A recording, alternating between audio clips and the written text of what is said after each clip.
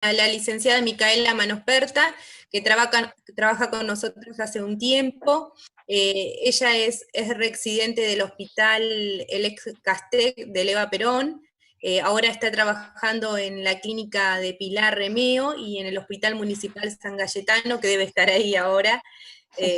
Bueno, el tema de hoy, la charla es nutrición parenteral, que como dijo Mica es muy larga, entonces ella prefiere dividirla en dos charlas, ¿sí? Si, bueno, tenemos que interactuar y hacer alguna consulta, como vos nos digas, Mica, si a lo último de la charla podemos hablar, ¿sí? Sí, no tengo problema que quieran interrumpir en cualquier momento para hacer alguna consulta, la idea que sea lo más dinámico posible. Es bastante teórica, por eso, bueno, el que quiera consultar algo no hay ningún problema. En esta parte de la charla, Edu, si querés pasar a la siguiente.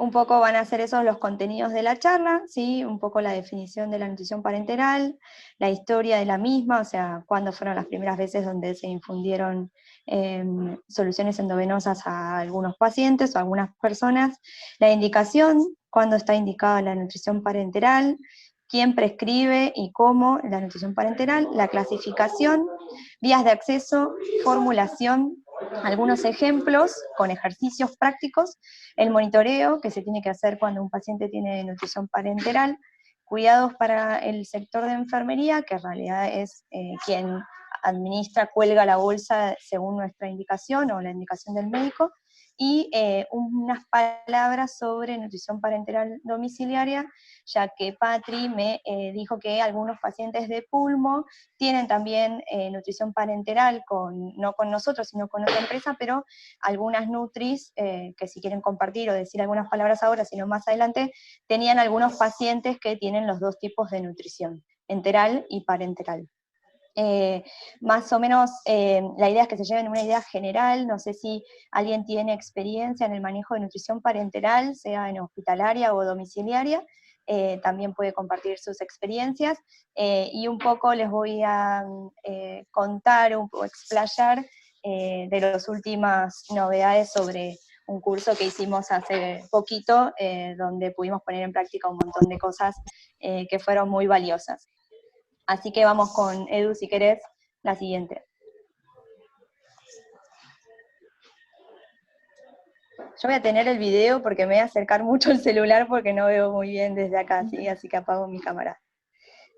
Bueno, como dice ahí la diapositiva, ¿no? La definición de la nutrición enteral es la infusión de nutrientes por la vía endovenosa, directo a la circulación sistémica, y evitando el tracto gastrointestinal. La definición de la palabra tiene origen griego y significa, lo separamos en dos partes, paren o para, que significa junto a, al lado de o al margen, o en contra, o a contra, y teral intestino. Significa que el paso de esos nutrientes van a saltear el tubo digestivo. Siguiente. Bueno, un poquito la historia de la nutrición parenteral, a mí me gusta mucho en general cuando veo algún tema, conocer un poco de dónde viene todo esto, y si ven en la línea del tiempo podemos empezar más o menos desde 1800, donde por primera vez se utilizó una solución salina endovenosa por una persona que se llamaba Lata. Después en 1873, Holder administró por primera vez un alimento completo.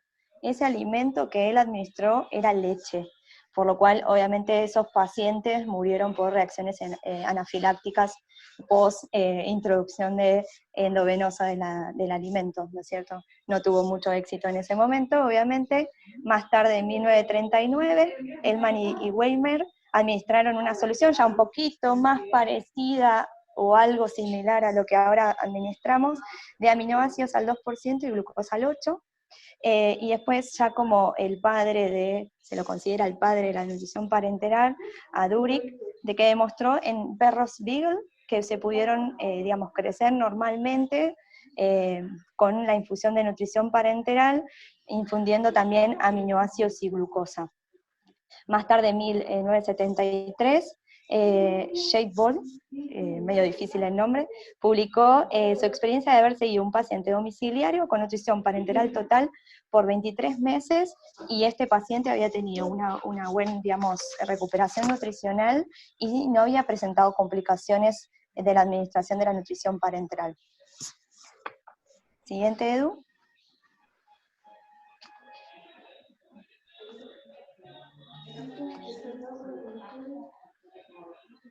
Siguiente.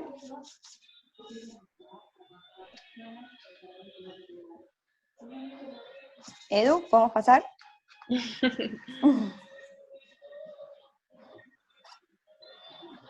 Perdón, Mica, estoy en contraindicaciones. ¿Estamos ok? No, yo sigo viendo historia.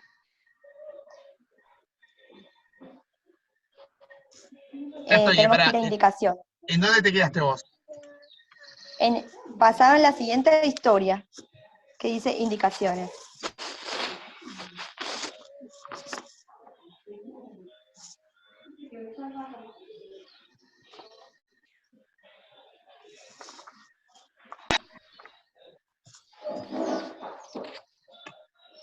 Ahora sí. ¿Se ve? No, Indicaciones. la siguiente a la que estamos viendo es indicaciones. Sería la diapo 5. ¿No se ve? ¿No? No, quedó como trabada en historia.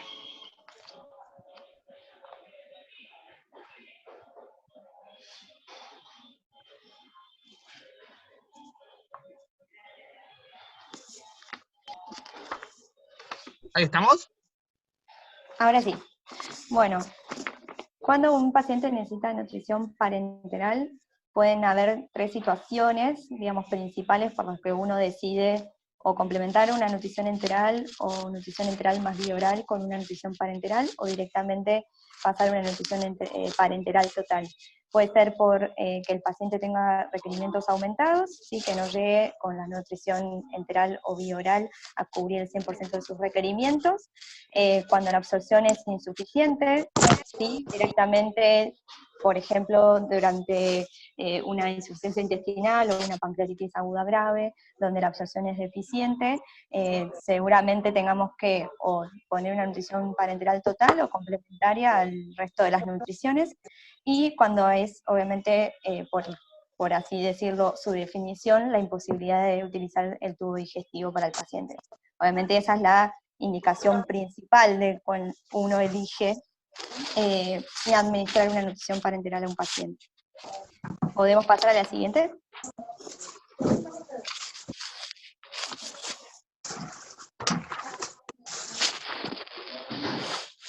Bien.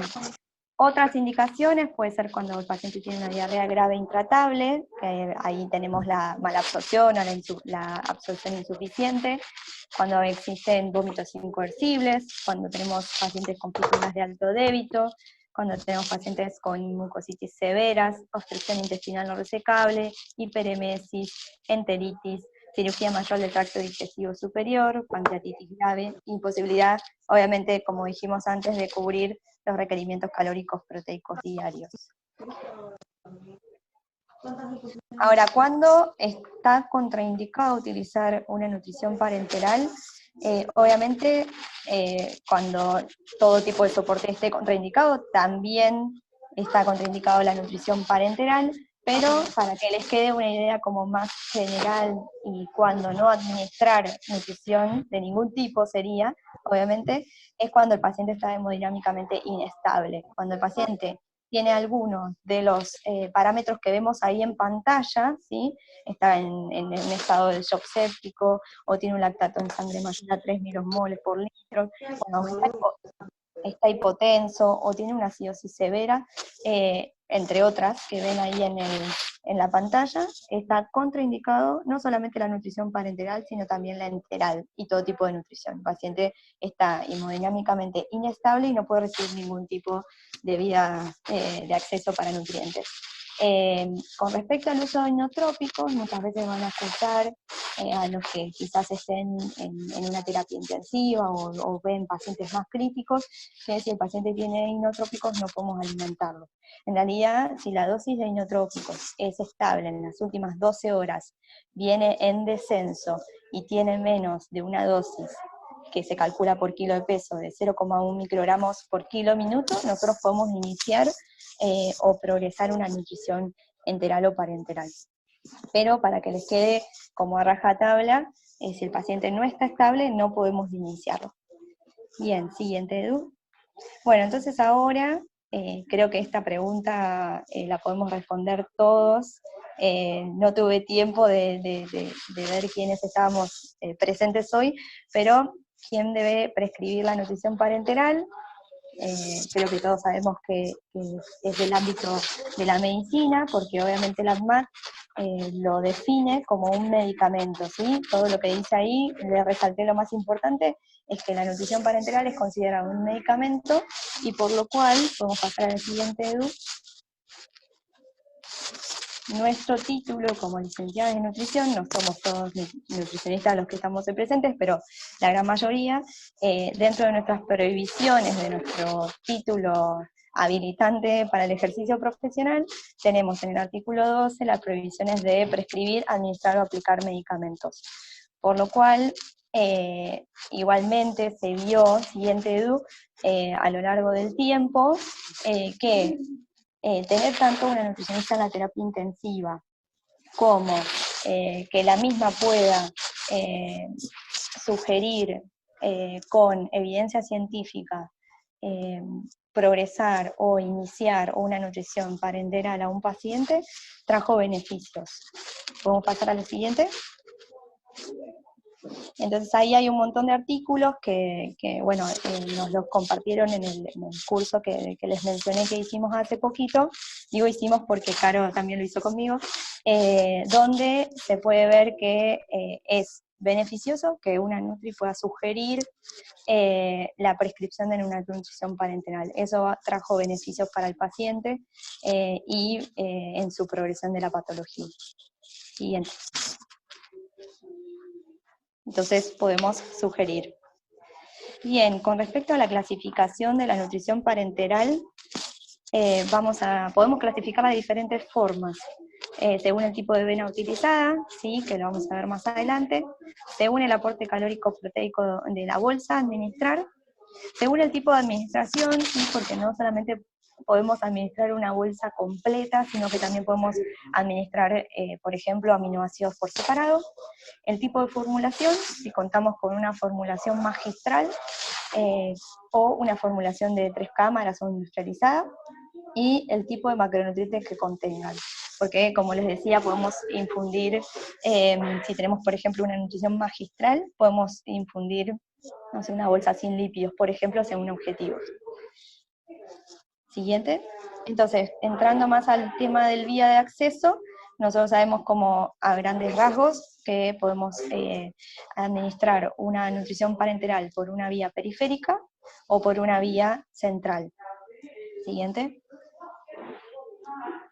Bueno, con respecto a los accesos venosos periféricos, son generalmente de teflón, ¿sí? Se ponen a pie de cama, son sencillos para el personal de salud, de enfermería sobre todo, colocarlos.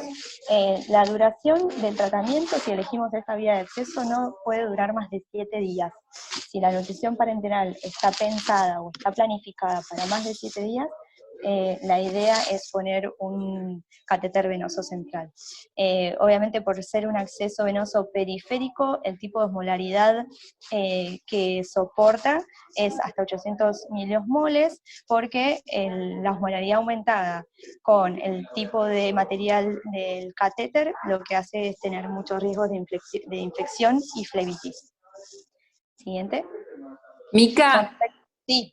yo te quiero hacer una pregunta. Quiere decir perdón que interrumpa, pero ¿qué iría en la periférica? ¿Qué iría? ¿Lípidos no van? ¿Son mucho más pesados? ¿Iría No, podés administrar una bolsa completa, completa, pero que están diseñadas especialmente para pasar por vía periférica. con ¿Sí? todos los nutrientes, con todos los nutrientes. Con todos los nutrientes, puede ser completa. Ok, Pero ¿y está diseñada para pasar por periférica, ¿sí? ¿Y qué sería con menor valor calórico?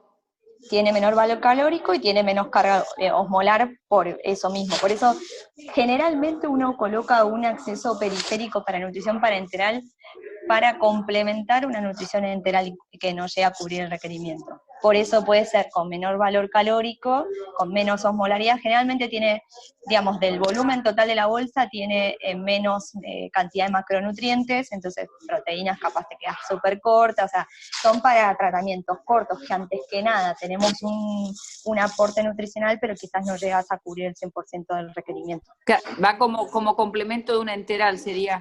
Sí, exactamente. Así Se usa para pensando. eso, o por ejemplo se usa también mucho en los lugares donde económicamente se puede pensar como para un soporte parenteral preoperatorio, por ejemplo.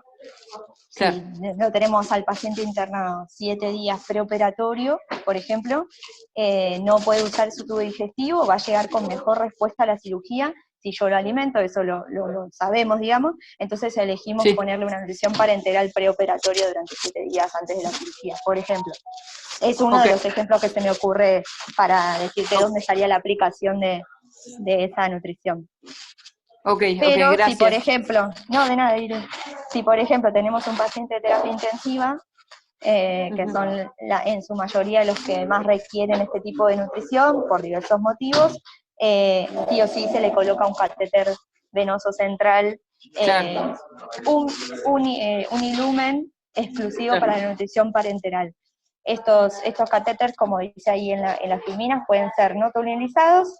Generalmente son catéteres a corto plazo, que son estos que usamos en terapia intensiva, porque se supone que el paciente lo va a usar durante 15, 30 días, o a veces un poco más si se recambian. Y después tenemos ese PIC que ven ahí, es un catéter central de inserción periférica, o sea, uno lo ve como en la periferia, ¿no? Como en una vena periférica, pero en realidad es un catéter venoso central.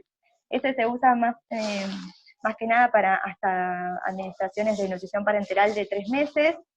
A veces los domiciliarios pueden tener PIC antes de pasarlo a un catéter un poco más largo en duración, y se pueden colocar, como decía, a pie de cama. O sea, los catéteres venosos centrales no tunelizados los colocan los terapistas a pie de cama.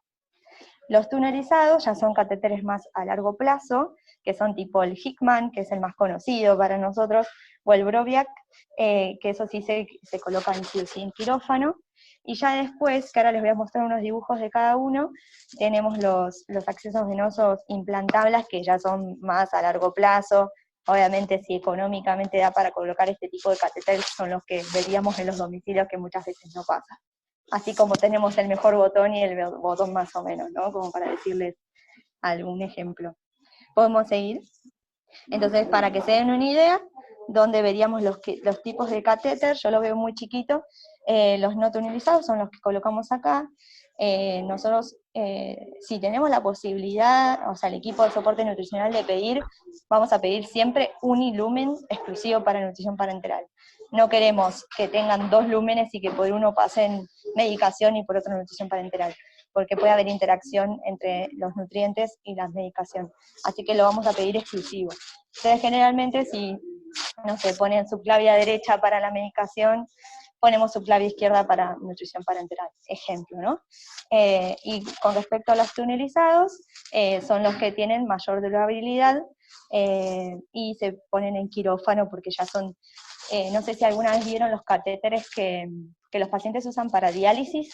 Bueno, son ese tipo de catéteres que se colocan en quirófano, el paciente se va al domicilio, va a la diálisis, vuelve, bueno, lo mismo, un catéter similar de otra marca, lo usan para nutrición parenteral.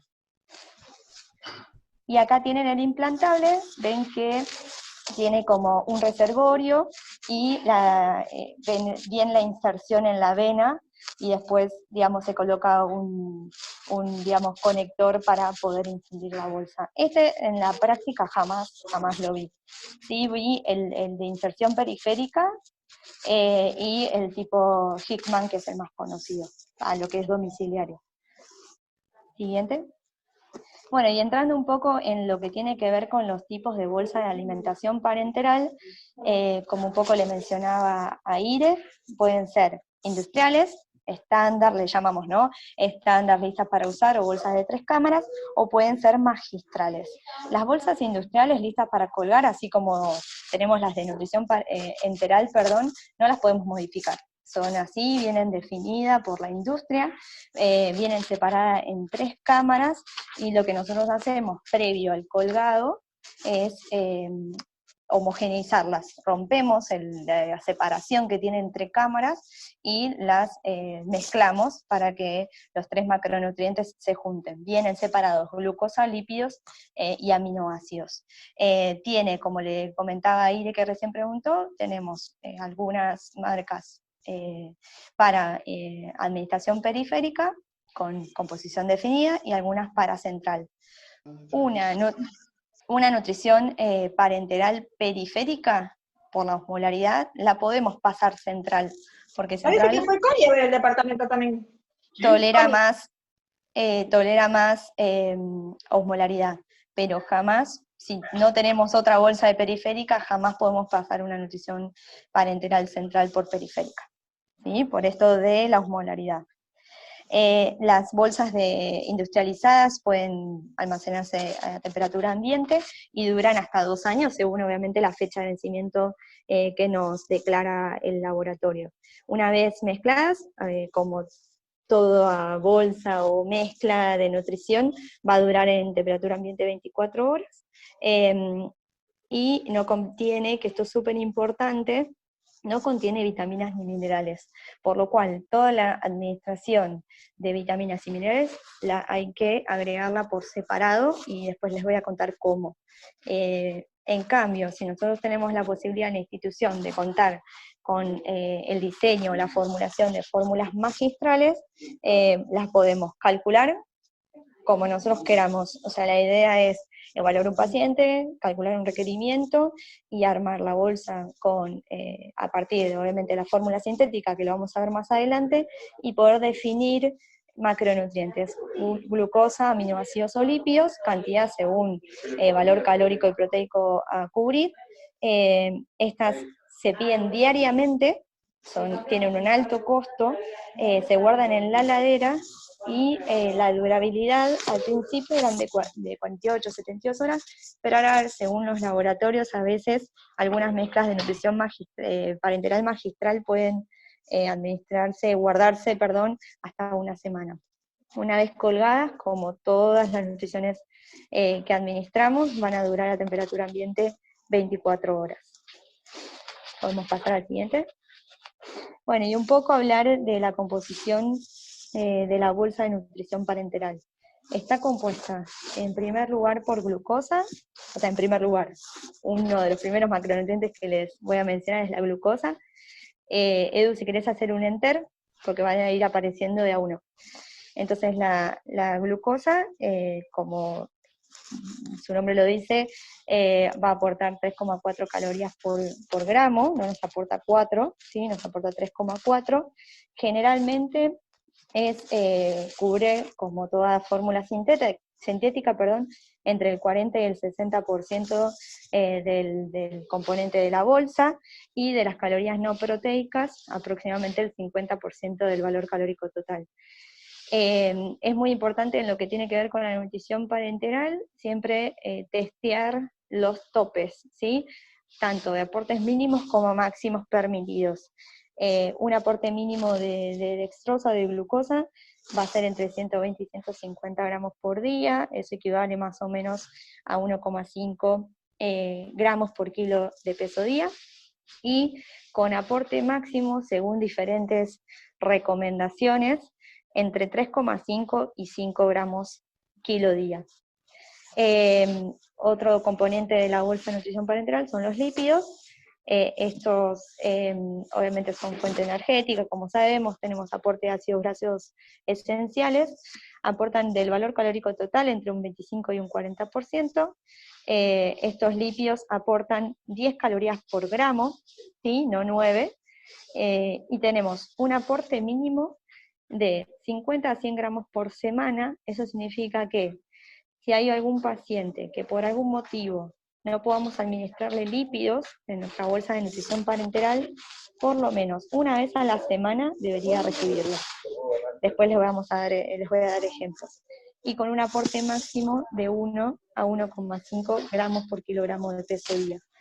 En un enter más, en la terapia intensiva, lo que hay que tener en cuenta es el aporte de propofol que reciben los pacientes, que es un anestésico que se usa actualmente en todas las terapias. Antes se usaban capaz otros, ahora este es el que más se ve que utilizan.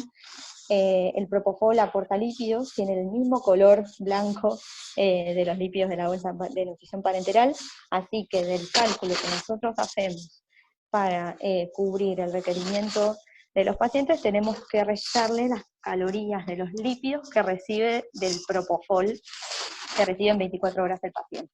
¿Sí? Parece como medio complejo, pero es algo que se hace como de rutina para lo que es la terapia intensiva. En el domicilio, obviamente, el paciente no usa propofol, así que eso no lo tenemos en cuenta. Bueno, con respecto al aporte proteico, a la fuente proteica de la bolsa de nutrición parenteral, los aminoácidos es como la parte para nosotros más preciada, podemos decirlo, de la bolsa, es el componente más caro, ¿sí? Por eso, por ejemplo, las bolsas generalmente estándares o listas para usar no llegan al requerimiento que nosotros queremos quizás de proteínas. Algunas tienen buen aporte, otras no tanto. Y en lo que tiene que ver con la nutrición parenteral magistral, la que nosotros diseñamos exclusiva para el paciente, muchas veces los laboratorios pueden llegar a tener algún tope de gramos de aminoácidos por el costo que estos tienen.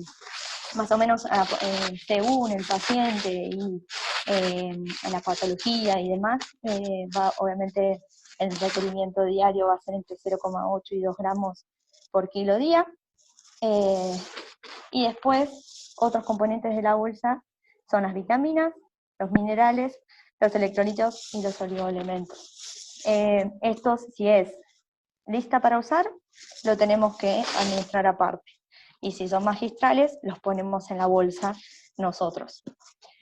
Con respecto al volumen total, las que vienen listas para usar vienen con un volumen definido, y las que son de magistrales o artesanales las calculamos nosotros. Entonces, más o menos, tenemos esa regla de volumen. O 30 mililitros por kilo día, o 1 caloría por mililitro, o de 1,2 a 1,5 mililitros por kilo de caloría infundida. Obviamente esto, con los terapistas y con los médicos que están a cargo del paciente, si el paciente necesita más volumen o restricción hídrica, nos lo van a decir, y nosotros lo tenemos que tener en cuenta para el cálculo del volumen de la bolsa. Siguiente.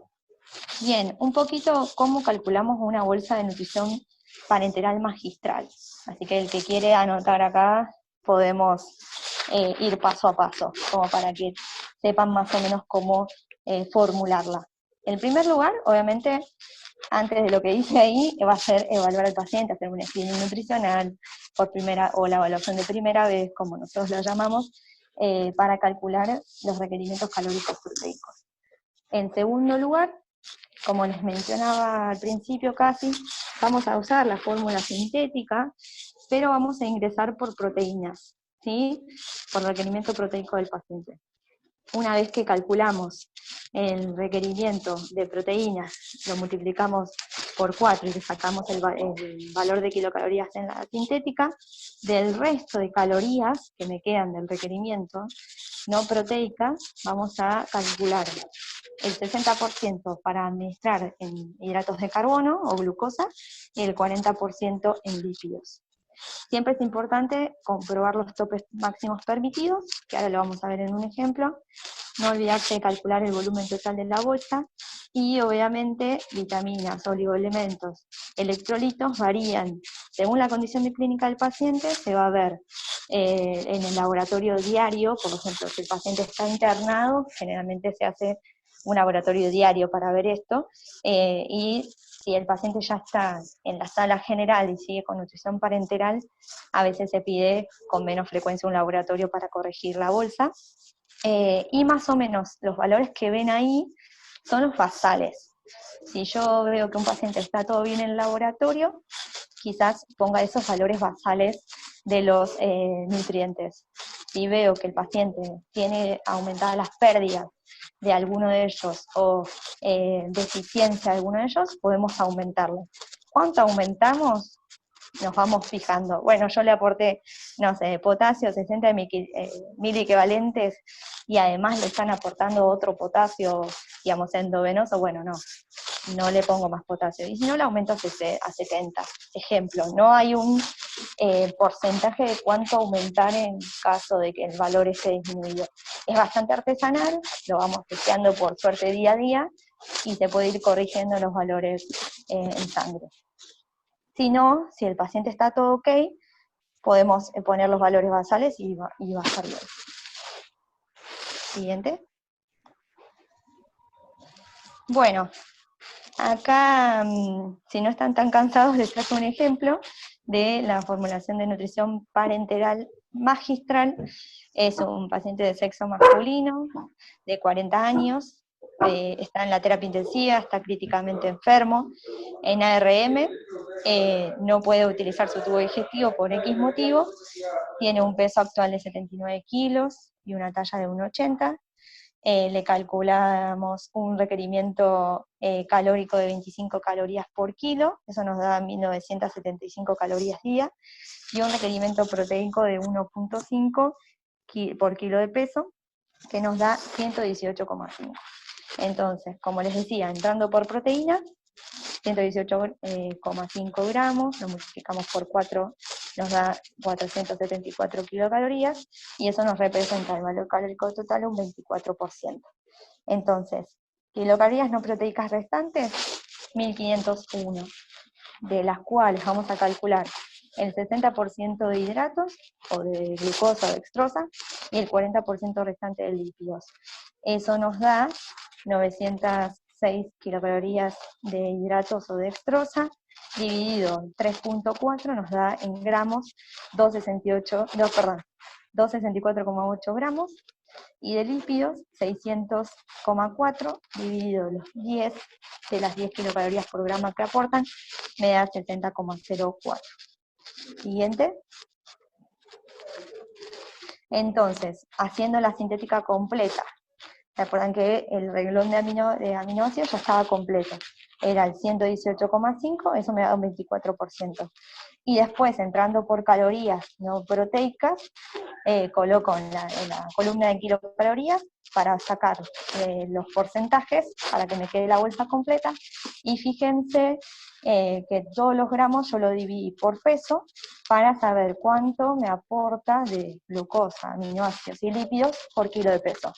Fíjense que dentro de los topes, yo les había dicho que topes de glucosa máximo entre 3,5 y 5, por lo cual nos da 3,35, está ok. Dentro de aminoácidos, 0,8, 1,2, 1,3, en este caso era 1,5 el requerimiento del paciente, está ok, entramos por aminoácidos, así que eso tiene que dar exacto. Y con los lípidos, fíjense que teníamos un aporte mínimo semanal, por lo cual 0,76 gramos por kilo también está ok. Si calculamos 1,2 mililitros de volumen total por caloría infundida, nos va a dar 2.370 mililitros nuestra bolsa. Eso, dividido en 24 horas, nos da una velocidad de infusión de 99 mililitros hora. Y se deja así, no se redondea ni para arriba ni para abajo. Siguiente. Bueno, entonces, cuando llamamos al laboratorio para pedirles nuestra bolsa de nutrición parenteral magistral, le tenemos que dar varios datos, ¿sí? El nombre del paciente, la habitación, el diagnóstico que tiene, el peso y la talla, y lo que le vamos a decir es, bueno, la bolsa de nutrición parenteral magistral, que tiene 1975 kilocalorías, de dextrosa un aporte de 264,8, y así cada uno de los macronutrientes. En este caso elegí no tocar nada de lo que tiene que ver con su aporte de vitaminas y oligoelementos. Obviamente no tenía un laboratorio, así que le dejé cantidades basales, eso lo pude ir modificando diario, y le digo, bueno, y una bolsa de un volumen total de 2.370 mililitros. Generalmente cuando uno se lo pasa al laboratorio, si hay algo de lo que haga ruido, por decirlo de alguna forma, de nuestra formulación, o nos recomienda el farmacéutico modificar porque puede precipitar algo de los nutrientes que nosotros calculamos o las cantidades, nos los van a decir. ¿Sí? Generalmente, cuando hay algo alarmante que puede ser perjudicial tanto para la composición de la bolsa como para la infusión al paciente, nos lo van a decir. Así que eso también es una tranquilidad. Siguiente. Bueno, y cuando tenemos la bolsa de 3 cámaras, es un poco diferente lo que podemos hacer, pero no significa que no podamos hacer algunos cálculos. La idea es que dentro de las posibilidades que tenemos en la institución donde estemos, colgar y administrar la bolsa de la mejor manera. Entonces vamos a hacer algunos cálculos para testear algunas cosas. En primer lugar, conocer la composición de la bolsa que tenemos en la institución. Obviamente va a haber posibilidades de tener la que más nos guste, y a veces nos pasa eso siempre con un montón de fórmulas, no solamente parenterales sino enterales. Calcular los requerimientos calóricos proteicos del paciente, que eso ya lo hicimos antes, pero esta vez vamos a ingresar por kilocalorías, no por proteínas, porque yo les decía que generalmente muchas no, según el requerimiento proteico del paciente, no llegamos a cubrirle el 100%. Entonces, si yo ingreso por requerimiento proteico, lo que me puede llegar a pasar es pasarme en kilocalorías. Y según el estado nutricional del paciente, no podemos pasarnos en kilocalorías. Entonces, vamos a ingresar por ahí. Sí vamos a calcular los topes, porque eso lo tenemos que hacer siempre, y en el caso que nos pasemos lo tenemos que ajustar. Sí tenemos que agregar vitaminas, oligoelementos y electrolitos que se administran en paralelo, y ahí al que les interese ahondar un poco más en cómo, bueno, están los detalles, ¿no? Vitaminas en solución fisiológica o dextrosa, y se pueden administrar en 12-24 horas, oligoelementos en dextrosal 5, y electrolitos se ajustan al plan de hidratación que tiene el paciente colgado en... Esto obviamente es mucho de terapia, porque generalmente son estos pacientes los que tienen tantas cosas colgadas. Si en domicilio, que me estoy adelantando y se lo voy a decir más adelante, usamos solo nutriciones magistrales, no se utilizan las de 3 cámaras. Por eso no hace falta tener tanto colgado de paralelos para cubrir el resto de los nutrientes. Siguiente. Bueno, volviendo al ejemplo del paciente que vimos antes, ahora le vamos a calcular, pero con una bolsa lista para usar. Es el mismo paciente, mismos requerimientos, y la bolsa que tenemos para utilizar en la institución es esa que ven.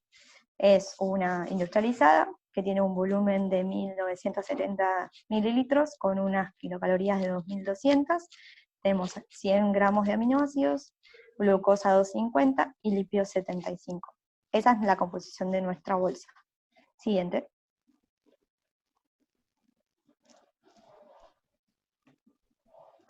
Bueno, con respecto a cómo ingresamos para ver más o menos cuánto le vamos a infundir de esa bolsa, vamos a entrar por calorías. Sabemos que la bolsa tiene 1.970 mililitros y aporta 2.200 kilocalorías. Entonces, si yo le quiero infundir 1.975, que son el requerimiento del paciente, le tengo que infundir 1.768 mililitros de esa bolsa. Por lo cual, dividido 24, me va a dar una velocidad de infusión de 74 mililitros hora. Entonces, después, con esos mililitros que le vamos a infundir, que son los 1.768, vamos a calcular todos los macronutrientes y los topes. Entonces, son reglas de 3 simples, ¿no? Si en 1970 tengo 250 gramos de glucosa, en 1768, ¿cuánto? Y ahí me dio, entonces, de glucosa, 224,3. Dividido su kilogramo de peso, me va a dar un 2,8 gramos por kilogramo de peso. En lo que tiene que ver con aminoácidos, me da 1,13 gramos por kilo día, y de los lípidos 0,85 gramos por kilo día. Por lo cual, no me paso de ningún tope máximo. ¿Podría recibir un poquito más de alguna cosa? Sí. ¿Llegamos al requerimiento proteico? No. ¿Sí? Depende del paciente, lo dejamos así porque no nos podemos pasar en kilocalorías si le ponemos 1,5 de aminoácidos, o se pueden infundir aminoácidos en paralelo, que obviamente como es muy caro, no se utiliza. Así que nos amigamos con el 1,13 y lo dejamos así. Siguiente. Con respecto al monitoreo, como les mencioné antes, los laboratorios, cuando el paciente está en terapia intensiva, ya se solicitan diario por el estado crítico del paciente y por la unidad donde está. Entonces uno lo que trata es de solicitar aparte algunas cosas que ellos no solicitan todos los días, por ejemplo, triglicéridos, o fósforo y magnesio si no lo piden. Si no, generalmente ionograma y hemograma piden siempre. Entonces, tratar de pedir triglicéridos como para ir monitoreando que no aumenten en sangre, que es parte de la siguiente clase donde vamos a hablar todo de complicaciones, pero digamos, el monitoreo de triglicéridos va a ser bastante importante para la nutrición parenteral, además de los otros valores, obviamente. Cuando ya nosotros llegamos a una formulación estable, significa que nosotros no la tocamos mucho esa bolsa, ya le quedó apta para ese paciente, con esos valores y buen aporte. Lo que hacemos es tratar de, por lo menos, monitorear con un laboratorio 2 veces por semana. Más no sería, digamos, costo-beneficio para lo que nosotros vamos a hacer con ese paciente. Siguiente. Bueno, en ANEP hay un montón digamos, de guías. Yo acá les rescaté algunas. En el link que pueden ver ahí, entran a la página de ANEP, que la conocemos todos, y en contenidos vamos a guías clínicas, donde van a encontrar varias de diferentes temas, y hay bastante material sobre nutrición parenteral.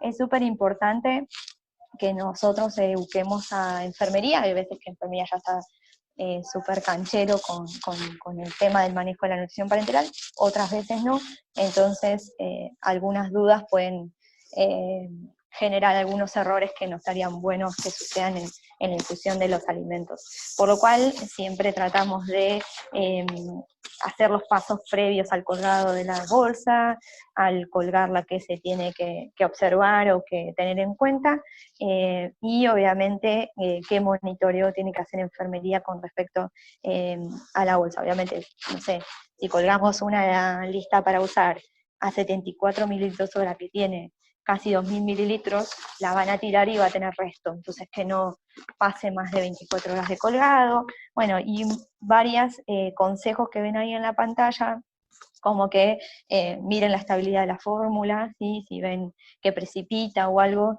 obviamente avisar, porque es algo que no está bueno que suceda en la bolsa y no lo podemos administrar hacia el paciente.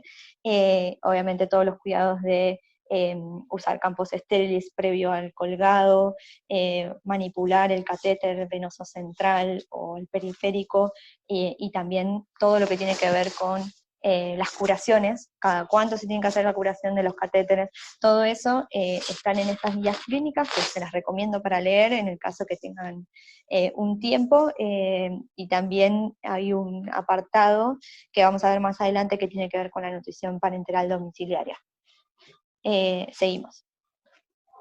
Bueno, con respecto a la nutrición parenteral domiciliaria, no sé cuáles de las nutris tienen la experiencia de tener pacientes que sigan por enteral, pero que también tengan nutrición parenteral, pero generalmente los pacientes se infunden la nutrición parenteral en un cierto tiempo que determina obviamente el equipo tratante.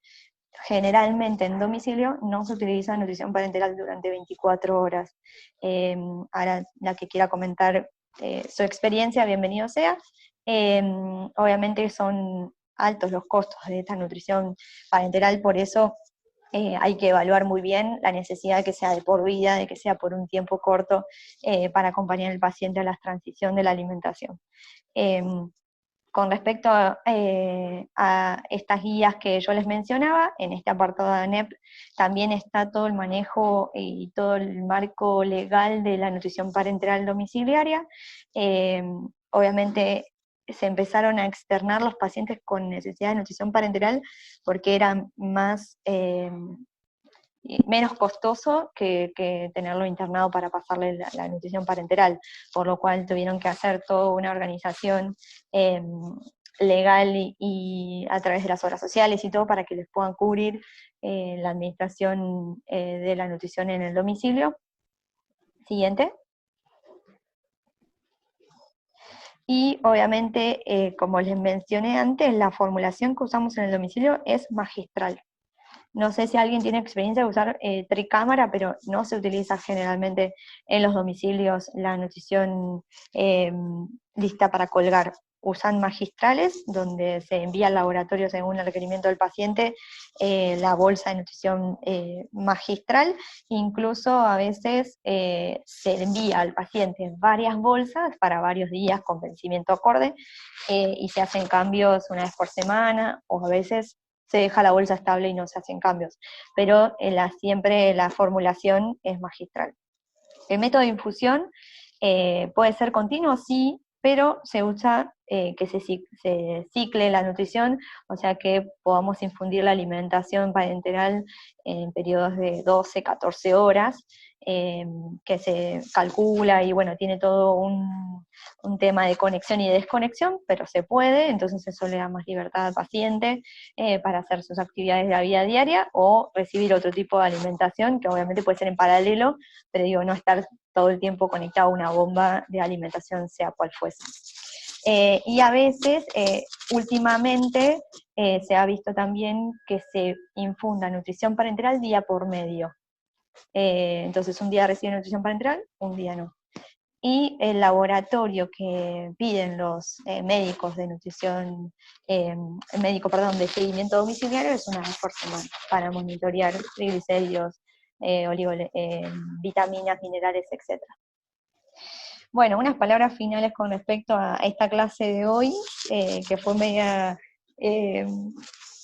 torpe al principio, es que la nutrición parenteral, a experiencia propia, parece súper complejo. Obviamente de nuestra formación tenemos como que adquirir conocimientos por fuera de lo que es la facultad, pero la verdad es que cuando uno trata de incorporar conocimientos de nutrición parenteral, para nosotros los licenciados en nutrición, hace que podamos hacer sugerencias adecuadas y oportunas, basadas en la evidencia, para mejorar los resultados terapéuticos de los pacientes.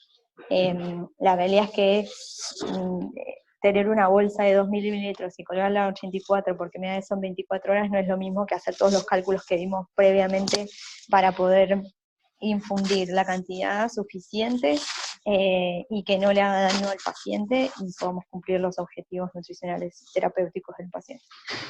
Bueno, muchas gracias.